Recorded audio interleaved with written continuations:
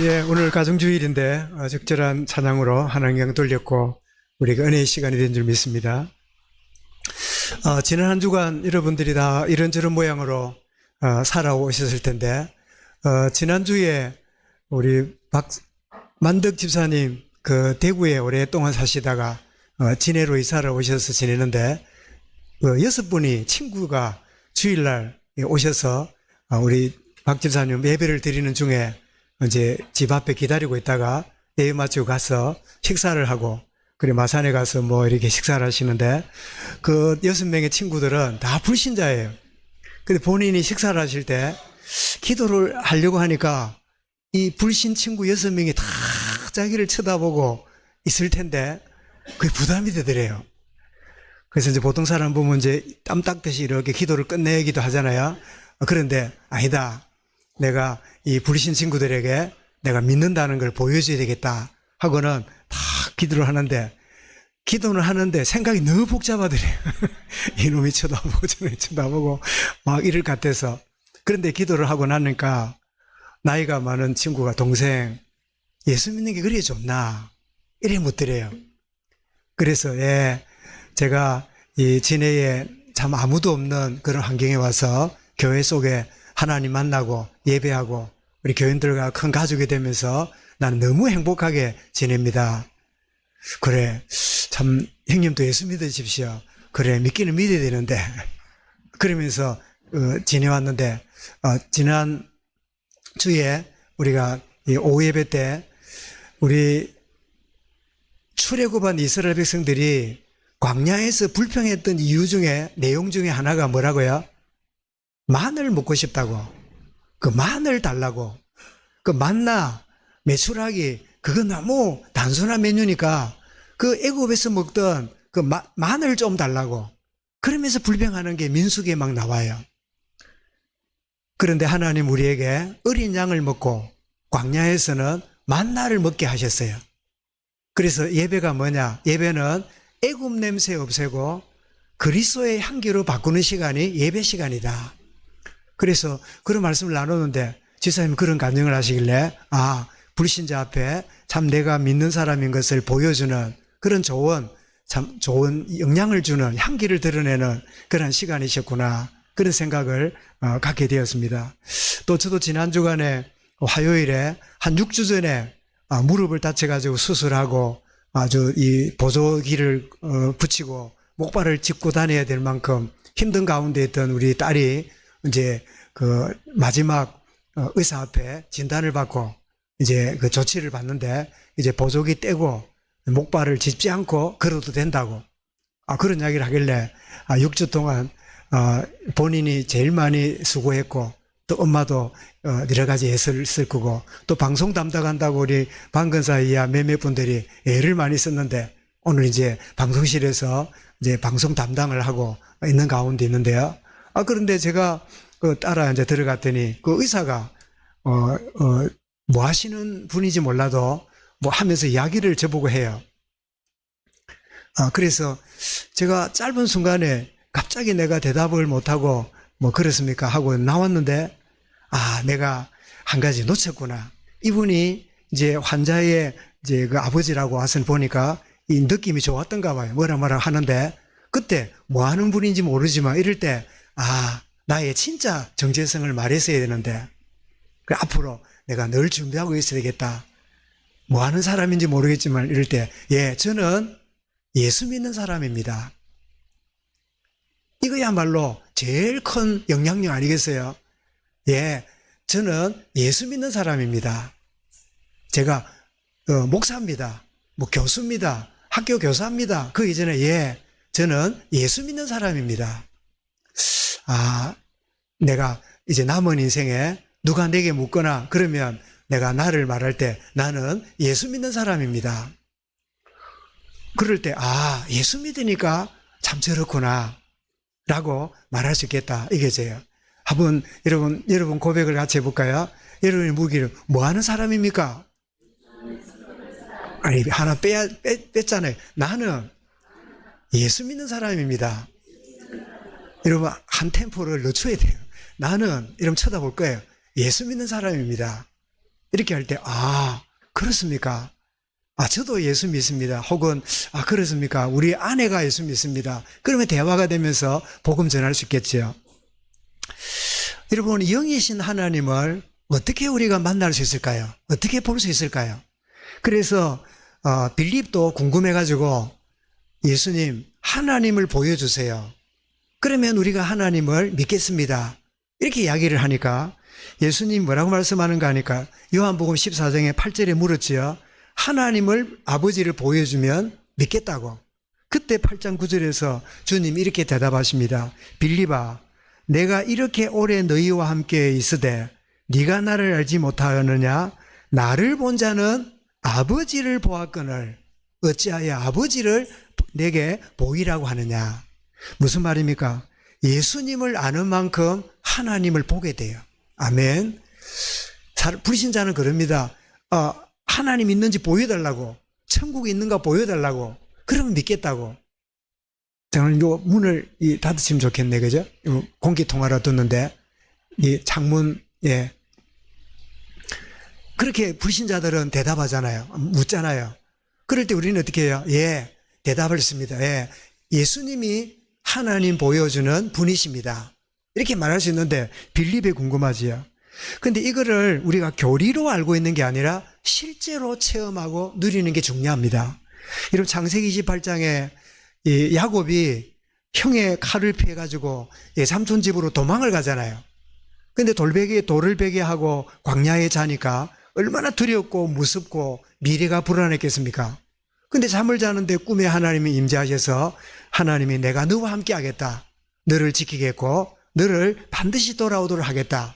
그렇게 했을 때 꿈을 깼던 이 야곱의 고백이 뭐였지요? 바로 그게 바로 17절입니다. 여호와께서 과연 여기 계시거늘 내가 알지 못하였구나. 두렵도다 이곳이여. 이곳은 다름이 아니라 하나님의 집이요 하늘의 문이로다. 그러면서 바로 하나님을 실제로 체험하는 그런 축복을 누림을 보게 되죠. 우리는 하나님을 매번 만납니다. 언제요? 아들을 시인할 때 하나님을 만나게 돼요. 아들을 거부하는 자는 하나님을 떠나지만 예수 그리스도를 시인하면 하나님이 함께함을 누리게 되고 보게 됩니다. 요한일서 2장 23절에 보면 아들을 부인하는 자에게는 아버지가 없으되 아들을 시인하는 자에게는 아버지도 있느니라. 있느니라 이 말은 모시고 있느니라. 그리고 4장 15절에도 누구든지 예수를 하나님의 아들이라 시인하면 하나님이 그의 안에 거하시고 그도 하나님 안에 거하시느니라.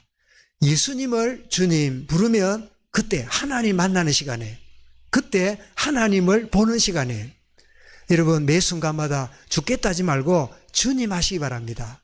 한번 따라하겠습니다. 죽겠다 하지 말고 죽게 있다 하자. 발음이 비슷하다 그죠? 죽겠다, 죽게 있다. 아시겠죠? 아이고 죽겠다 하고 힘들어 죽겠다 하지 말고 힘들지만 모든 거 죽게 있습니다. 여러분 이렇게 고백할 때 누구를요? 하나님이 함께함을 체험하고 누리게 된다. 그 말씀하고 있음을 보게 되죠. 여러분 오늘 본문은 예수님이 세례를 받으셨습니다. 이제 공적인 일을 시작하는데 여러분 저와 여러분들이 직분을 받을 때 세례 받은 분에게 직분을 줘요. 이렇게 모든 임직을 주고 찬양대 교사, 집사 뭐 이렇게 임직을 받게 되는데 그런데 예수님이 세례를 받고 공적 사역이 첫 번째가 뭐냐? 그게 시험 받는 거였어요. 여러분 중에 혹시나 왜 나는 이게 시험이 많을까? 왜 나에게는 이렇게 어려움이 자꾸 찾아올까? 남들은 다 편안한 것 같은데 왜 내게만 이 인생이 엉키고 힘드는가? 라고 여겨지거든. 이게 하나님 하는 일이다고 깨닫기 바랍니다. 세례 받으신 주님에게 놀라운 일이 벌어진 게 아니라 마귀에게 끌려서 시험을 받는데 그게 누구에게 이끌려요? 성령이 그를 이끌어 가신 거예요. 첫 번째 사역이 뭐라고요? 성령에 이끌려서 사단에게 시험 받는 게 주님의 첫 번째 사역이었어요. 여러분 오늘이 무슨 날인지 아십니까? 한번 그림 한번 볼까요? 사람들의 관심은 이겁니다. 뭐지요? 연꽃이죠. 4월 첫 8일입니다. 오늘이. 그리고 사월 첫발이라 온 들에 산에 등을 걸고 왕래하고 이 방송에서도 기념식 하고 그러고 있겠지요. 더러운 진흙에서 저렇게 아름다운 연꽃이 피었다. 그처럼 불교도 우리가 중생 이렇게 해탈하면 이 썩어질 우리 육체에서 해탈하면 부처된다. 그 이야기를 연꽃을 가고 저렇게 설명하는 거예요. 그런데 다음 그림 보십시오. 오늘이 여러분 기억해야 될 것은 이게 무슨 그림일까요? 오순절 마가다락방에 성령이 많은 날이에요. 오늘 무슨 날이냐? 성령 강림 주일입니다. 성령 하나님이 강림하시는 그 주일인데, 그러면 부활주일 지나고 몇 주 지났지요? 부활하신 후 40일째잖아요. 40일째, 50일째잖아요. 오순절. 그죠? 부님이 부활하신 날 이후에 성천하신 열흘 뒤에 50일째 오순절 때 성령이 맺잖아요. 그러면 이 성령 강림 주일은 뭐냐? 교회 생일이에요. 여러분 12월 25일은 주님 생일이라면 성령 강림 주일은 뭐예요? 교회 생일이에요. 성령의 임함으로 초대 교회가 생겨났어요. 그래서 오늘 사월 첫발일, 세상은 그러고 있지만 우리가 믿음의 사람은 오늘은 교회가 시작되는 성령이 임하신 나를 기념하는 주일이구나. 성령 강림 주일이구나. 이렇게 기억하시면 좋겠는데, 오늘 예수님의 첫 번째 사역이 뭐라고요? 사단에게 시험을 받는데 이게 우연이 아니라 뭐라고요? 성령이 그를 이끄신 거다. 혹시 여러분 가운데 지금 어려운 가운데 있고 시험처럼 보이는 게 있으면 성령이 나를 이끌고 있다는 것을 믿으시기 바랍니다. 우리는 때때로 내 방식대로 해석하고 내 방식대로 설명할 때가 많아요. 내 방식이 뭘까요? 내 자아입니다. 하나님의 뜻과 말씀보다는 내게 깊이 각인되어 있는 그것 가지고 설명도 하고 해석도 하고 말도 하고 그렇게 살아가는데, 내게 왜 시험이 많을까? 왜 어려움이 많을까? 왜 이렇게 나는 남들처럼 무난하지 못하고 어려움이 자꾸 다발다발 올까? 아니다. 성령이 하시는 일이다.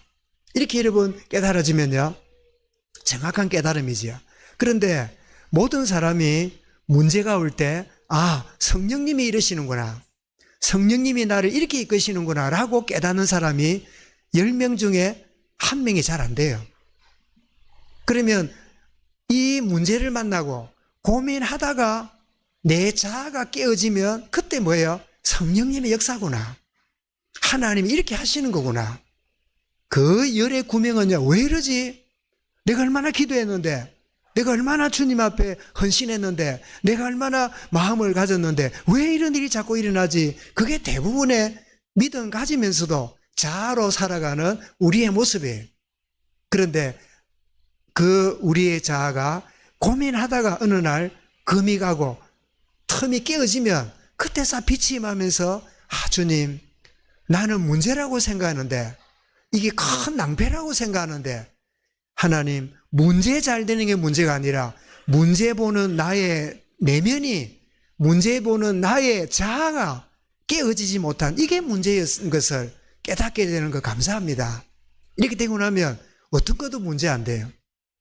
우리 안거사님이 몇 주 전에 포럼을 구역 예배 마치고 중에 포럼을 하는 중에 그런 포럼이 늘 기억이 나요. 본인이 이 가지고 있는 틀과 기준이 이러면 안 돼, 저러면 안 돼, 촘촘한 그물 같았대요. 모든 게 걸려. 남편이 한마디 하는 거, 남편이 빨래 두는 거 참 자기 눈에 걸렸대요. 그러면 초등학교 선생님 출신이니까 일일이 이래라 저래라 했겠죠. 선생님처럼. 그러니까 남편이 얼마나 불편했겠어요. 근데 하시는 말씀이 요즘 와서는 그물코가 커졌대요. 넓어졌대요. 그러니까 걸리는 게 장점 없어져. 여러분 혹시나 여러분 주변에 문제가 많고 자꾸 이러면 답답하거든. 여러분이 그물코가 너무 좁은 거 아닌가?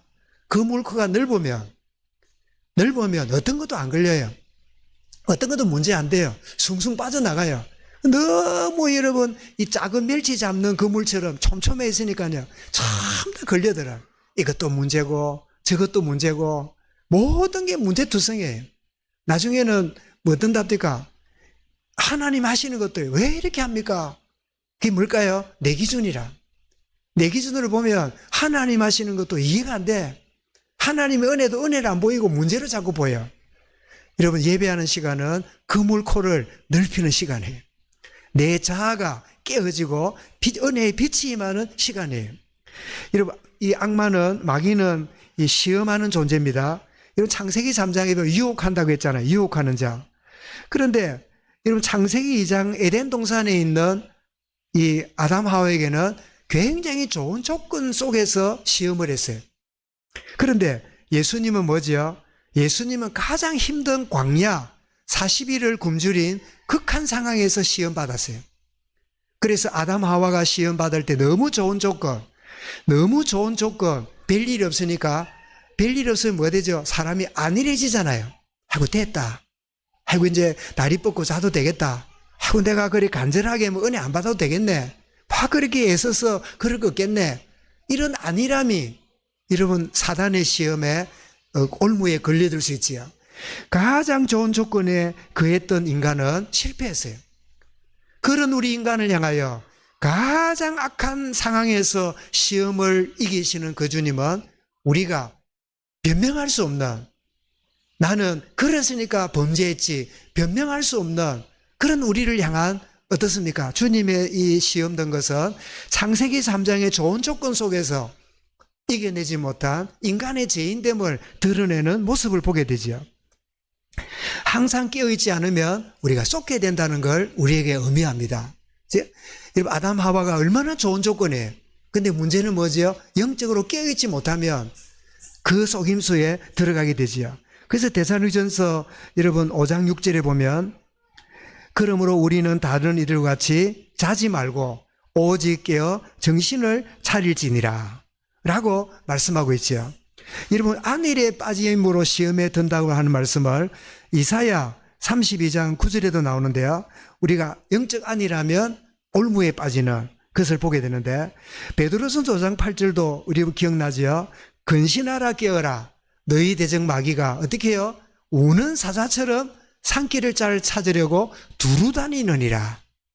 그래서 이 안일함에 빠져 있거나 영적으로 깨어있지 못하면 그냥 시험에 들어가는 그런 준비가 된 상태라 볼 수 있겠지요. 마음과는 달리 육신적 상황 때문에 시험에 들기를 잘하는 내 연약함을 우리가 늘 알아야 돼요. 나는 괜찮아. 나는 시험 안 들어. 니는 왜 그리 시험 잘 드는데? 그런 인생은 없어요. 누구든지 시험에 들 수 있다는 연약한 존재임을 인정할 수 있어야 돼요. 여러분, 시험에 빠진 사람을 보거나 유혹에 빠진 사람 보거든 정지하지 말고, 나도 유혹을 받고 시험에 들면 저렇게 될 수 있다 하는 여러분 메시지로 받는다면 바른 깨달음이겠죠. 그래서 우리 자신을 연약함을 알아야 되는데, 이런 마가복음 14장 38절에 주님 뭐라고 말씀했습니까? 시험에 들지 않게 깨어있어 기도하라. 마음에는 은이로되 육신이 약하도다. 마음은 뻔한데 환경과 육신이 나를 시험 들도록 만들어가는 그걸 알고, 주님 나를 도와주셔서 나는 연약한 존재입니다. 이 사실을 인정하는 것이 중요하지요. 근데 이런 마귀의 시험은 굉장히 구체적입니다. 제가 이 말씀을 준비하면서 저를 포함해서 이 말씀을 듣는 우리 모든 성도들에게 다 구체적으로 이런 모양으로 나갈 때 자칫하면 상처를 받거나 혹은 시험에 들 수도 있겠다. 사단의 시험 들지 말라고 시험하는 설교가 사단의 시험에 될 수 있을까 없을까? 될 수 있겠죠. 시험 들지 말라는 메시지를 했는데 그 메시지를 듣고 사단의 시험에 드는 그런 경우도 있겠지요. 그래서 제가 기도 많이 했습니다. 그렇다고 말씀을 회피할 수 없잖아요. 왜? 이 주님에게 했던 세 가지 시험은요, 주님에게 하셨지만 오늘 우리에게 너무 구체적이에요. 너무 구체적으로 사단이 이렇게 시험하고 있구나를 알게 되는데, 제일 먼저 보면 물질적인 시험을 합니다. 여러분, 인간의 욕구는 뭐지요? 가장 원초적인 욕구는요, 물질에 대한 겁니다. 여러분, 놀랍게 예수님이 시험당하는 자리가 어디죠? 그림을 한번 보겠습니다. 사진을 찍었는데요. 이 그림이 여러분 광야입니다. 풀도 한 번도 없고 나무도 없는 아주 그 예수님이 시험받았던 그 이스라엘 광야를 저도 가보게 됐는데요. 근데 이제 자세히 보면 저게 뭐로 보입니까? 빵으로 안 보입니까, 여러분? 그래 안 느껴집니까? 빵으로 보이는 돌들이에요. 저 하얀색 되고 빵을 잘란 것 같아요. 식빵, 그죠? 그러니까 이 마귀가 뭐라고요? 요 돌멩이를 빵으로 만들어 먹어봐라. 여러분, 오늘날 우리에게 시험은요, 멀리 있지 않습니다. 너무 가까이에요.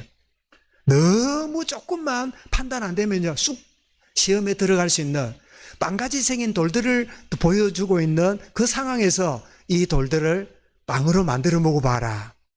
이렇게 이야기를 하니까 얼마나 여러분 매력적입니까?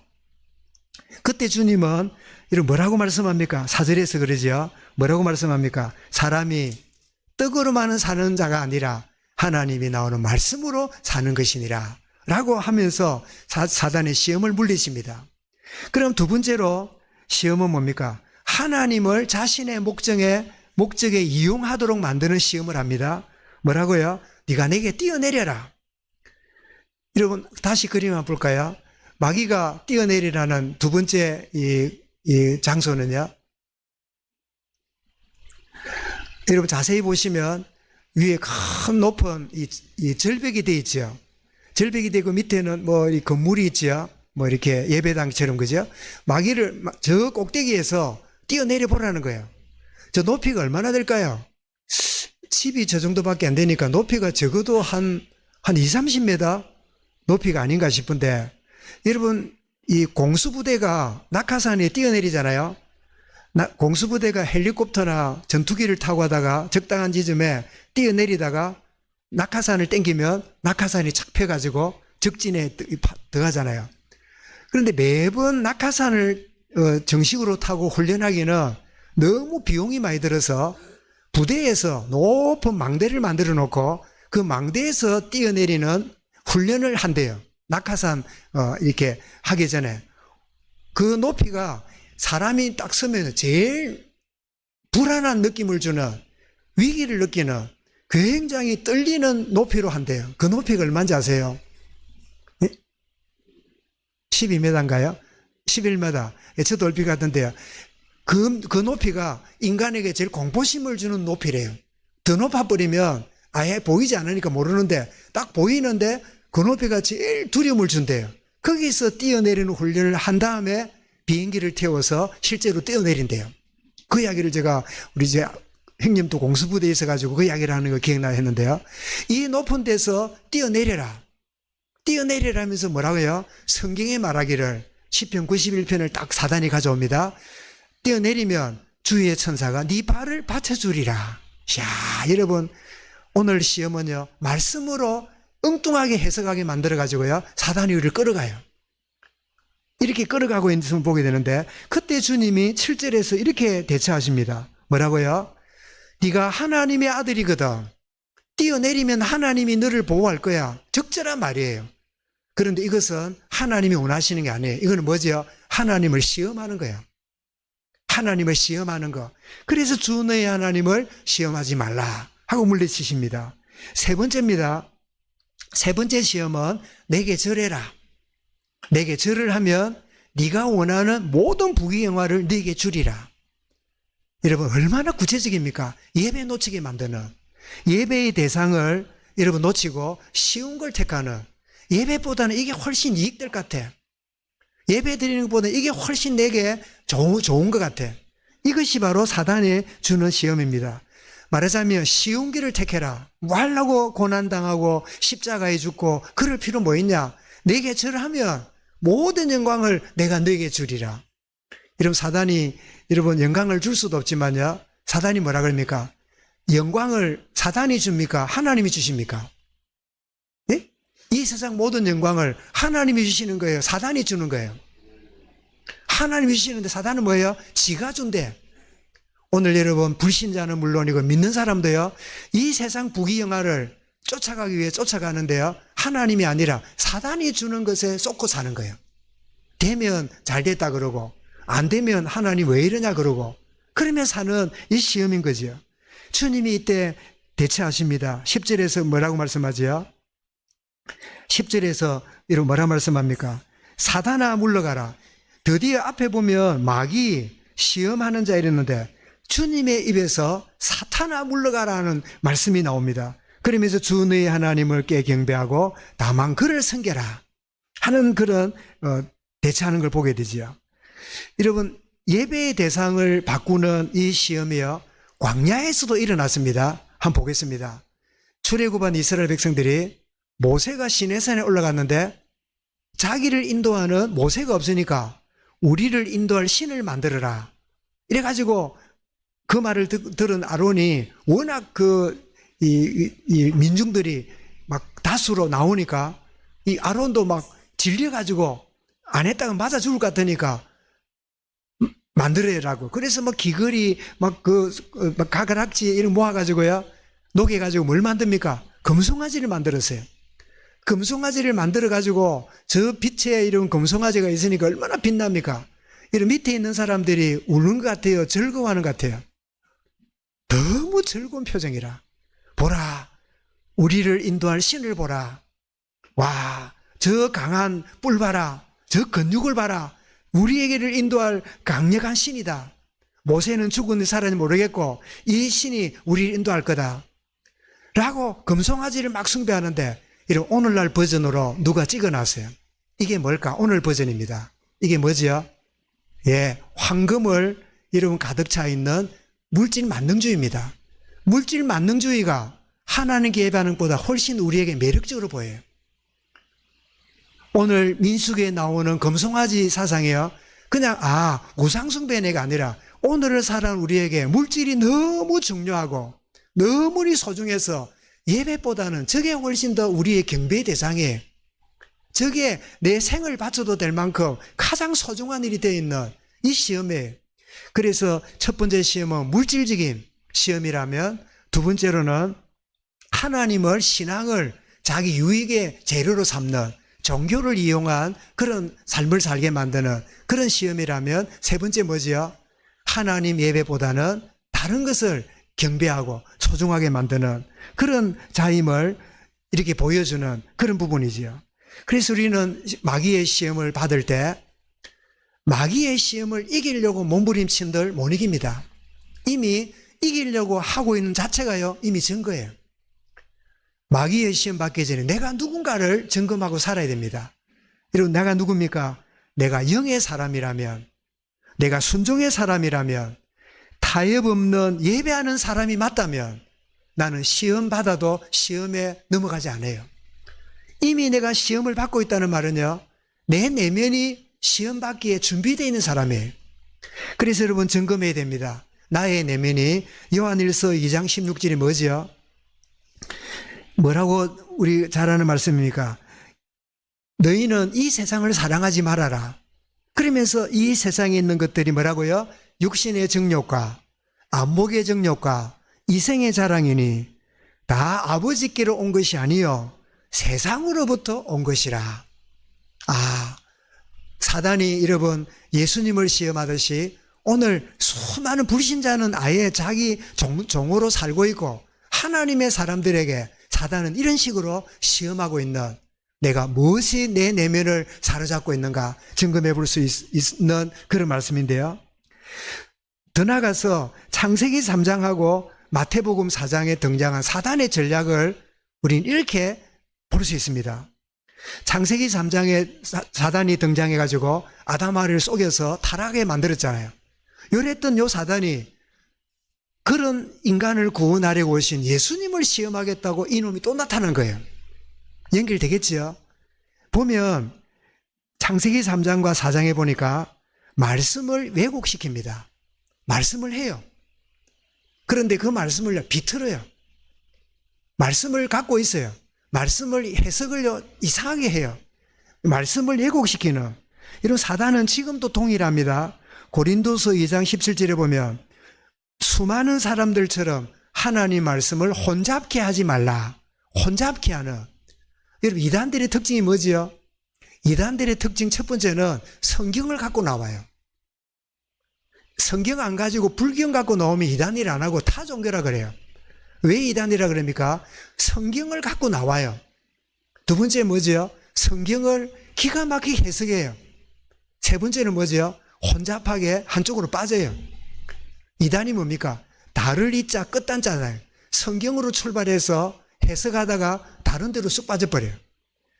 예수님이 십자가 죽은 거는 구원 실패한 거다. 내가 구원자다. 내가 그리스도다. 이렇게 나중에 가지고 엉뚱한 데 가요. 그래서 사람은 희한하죠. 성경을 들고 설명해 주고요. 아주 매력적으로 설명, 비유라든지 이런 것들을 해석해 주니까 사람이 맛을 봤잖아요. 일반 신앙에서 못 듣는 이야기를, 깊이를 나름대로 맛봤잖아요. 그런데 끝이 다른데도 모르고요. 그냥 들어가요. 놀랄 일이지요. 이게 누가 할까요? 그 사람의 이성이 아니라 사단이 그 영을요, 지배해버린 거예요. 어둠의 영이 그를 지배하면 상식적으로 봐도 안 될 그 이야기를 듣고요. 쫓아가요. 제가 어디를 갔다가 굉장히 큰 건물이 있길래 뭐 교회인가 했는데 하나님의 교회라. 하나님의 교회는 안상홍이라는 사람이 자기가 하나님이다. 라고 이래 그 양반이 죽었어요. 죽고 나니까 사람들이 하나님이 죽어갖고 될 게 아니잖아요. 그러니까 놀랍게도요, 어머니 하나님이래가 그 와이프가 또 신이 됐어요. 그러니까 장길자가 살아계신 어머니라. 그러면서 아버지한테 부탁하면 잘 안 들어주잖아. 엄마한테 부탁하면 들어주잖아. 어머니 하나님. 이래가지고 또 이랬는데, 여러분 생각해 보세요. 그게 여러분 말이 됩니까? 근데 빠진 사람 못 나와요. 맞아. 어머니가 좋지. 아버지는 무섭지만 어머니 하면 다 들어주잖아. 응? 어머니 하면 얼마나 다정한 이름이야. 맞아. 어머니 하나님이야. 그러면서 어머니 하나님을 의지하고 있는데, 지금도 보니까 교회가 막 계속 들어서는 거 보면 이단이 자꾸 늘어가는 것 같아요. 참 안타깝게 짝이 없는 일이죠. 놀라운 일은 이단이 문제가 아니라 사단이 살아 역사하고 있구나. 사람들을 속이고 있구나. 혼잡하게 만들고 있구나 하는 것을 보게 되죠. 그런가 하면 가진 신앙으로 스스로 유혹에 빠지게 만듭니다. 뭐라 그럽니까? 네가 하나님의 아들이거든. 여러분, 예수님 누구죠? 하나님 아들이잖아요. 저와 여러분 누구죠? 하나님 자녀잖아요. 가진 신앙이요, 유혹에 이상하게 쓰임 받을 수 있는 요소도 돼요. 내가 믿어보니까, 내가 기도했으니까, 내가 이렇게 했으니까, 내가 서원했으니까 하면 될 거야. 이러면 될 거야. 저러면 될 거야. 가진 믿음 때문에 스스로 유혹에 빠지는 이런 전략을 쓰는 게 사단의 전략입니다. 네가 하나님의 아들이거든. 마태복음 27장 40절 그랬죠. 십자가에 달린 예수님에게도요, 사람의 입을 통해서 이렇게 유혹합니다. 네가 하나님의 아들이거든. 네 스스로를 구원하고 네가 내려옴으로 네가 하나님의 아들인 걸 증거해 보아라.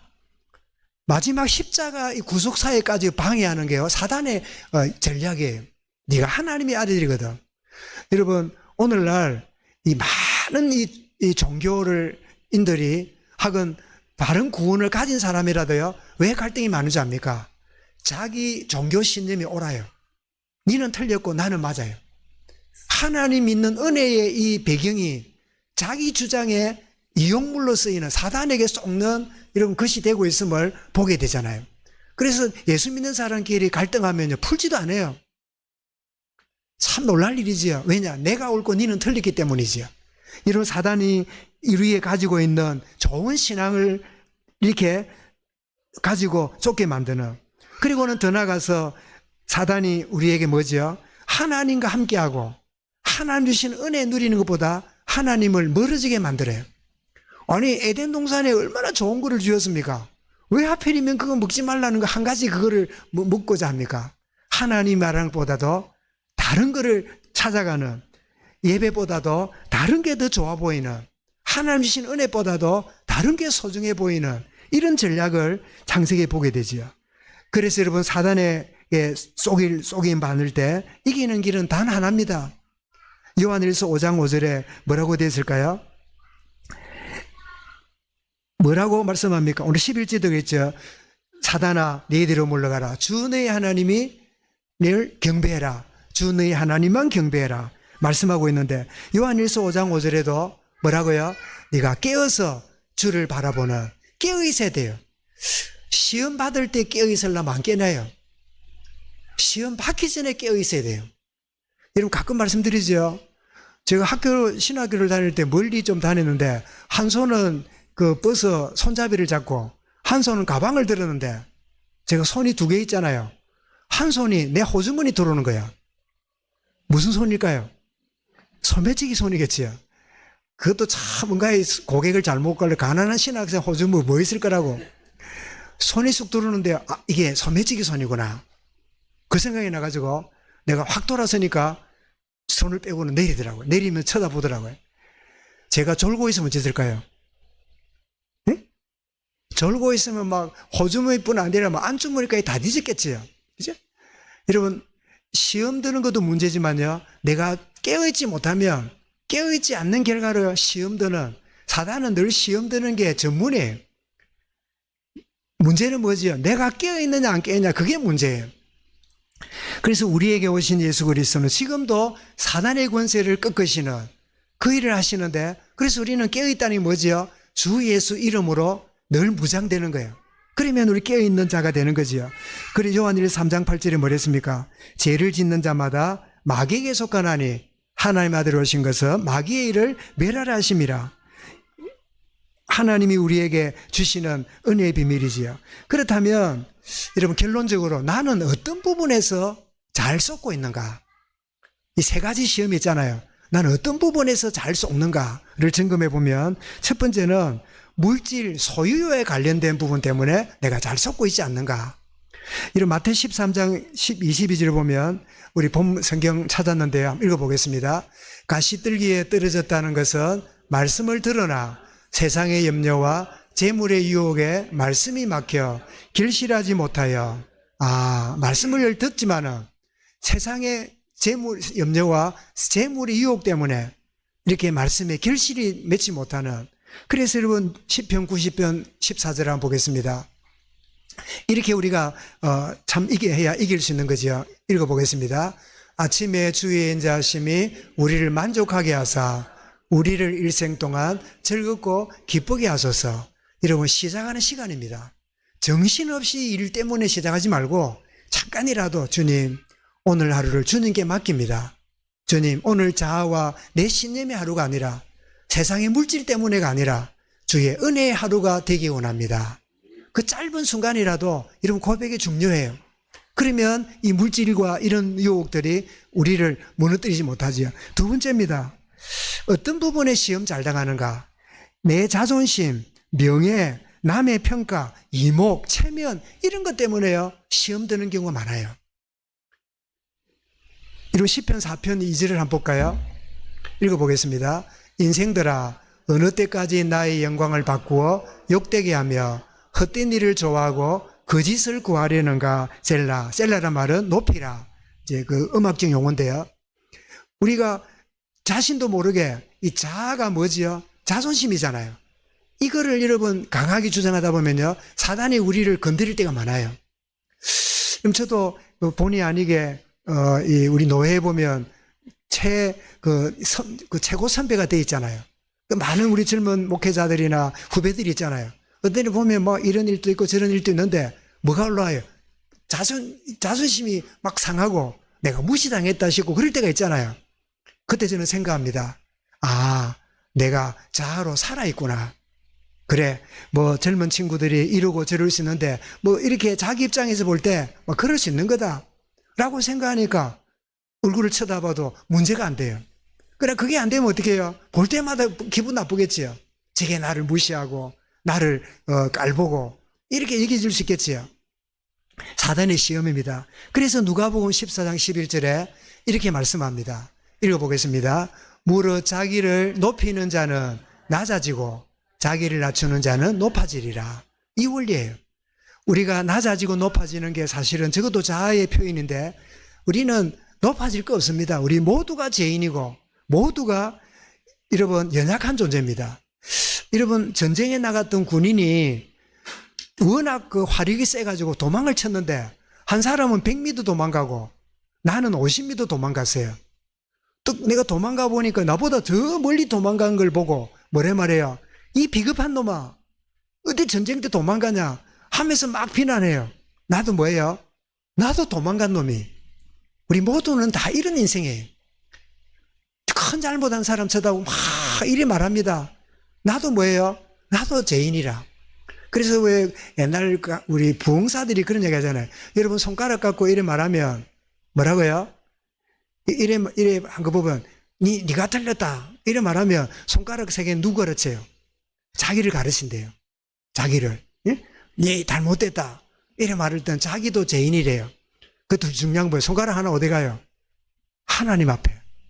그래서 그거 참 잘 만들었다.